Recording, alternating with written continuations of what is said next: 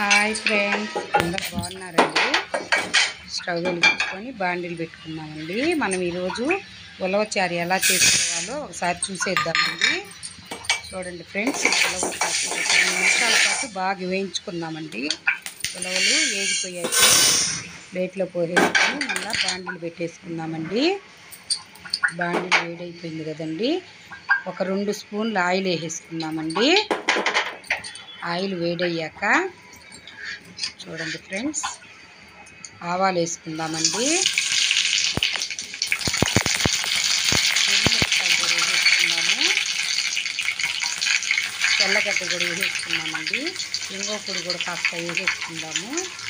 1 నిమిషం అట్లా వేగేదాక కరివేపాకు కూడా వేసేసుకొని చిటికెడు పసుపు కూడా మనం యాడ్ చేసుకున్నాము. వేసేసుకున్నామండి. కొత్తిమీర కూడా కొంచెం వేసేసుకున్నామండి.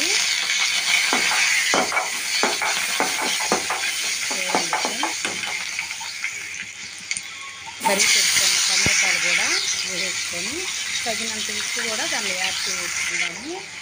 పచ్చిమిరపకాయలు ఒక 4 కట్ చేసుకొని దాన్ని వేసేసుకున్నామండి. ఇది ఒక సగం స్పూన్ మాత్రము కారం కూడా వేసేసుకున్నాము. రసం పౌడరు, ఉలవల పొడి అండి. అది మనం మిక్సీకి వేసుకున్నాం కదా, మిక్సీకి వేసుకొని ఆ పొడి కూడా దానిలో వేసేసుకున్నామండి. ఇప్పుడు మనం ముందుగా కలిపి పెట్టుకున్నాం కదండి చింతపండు పులుసు, అది కూడా వేసేసుకున్నాము.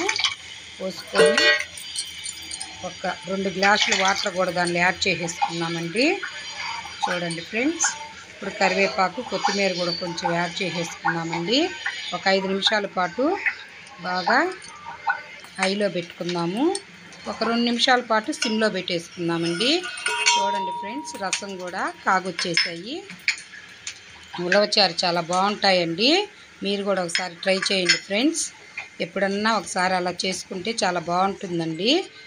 ఉలవలతో అప్పుడు రోజుల్లో చేసేవాళ్ళండి ఉలవ రసం అని. ఇప్పుడైతే నేను ట్రై చేశానండి. మీరు కూడా ఒకసారి ట్రై చేసి చూడండి ఫ్రెండ్స్. ఉలవచారు చాలా బాగుంటాయండి. చూడండి ఫ్రెండ్స్, రెడీ అయిపోయాయి.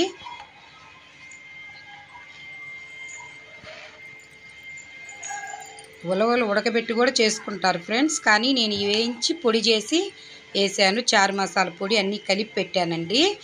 చాలా బాగుంటాయి. టమాటాలన్నీ కూడా కలుపుకొని వేసుకుంటే ఉలవచారు చాలా బాగుంటాయండి. మీరు కూడా ట్రై చేయండి. Thank you friends.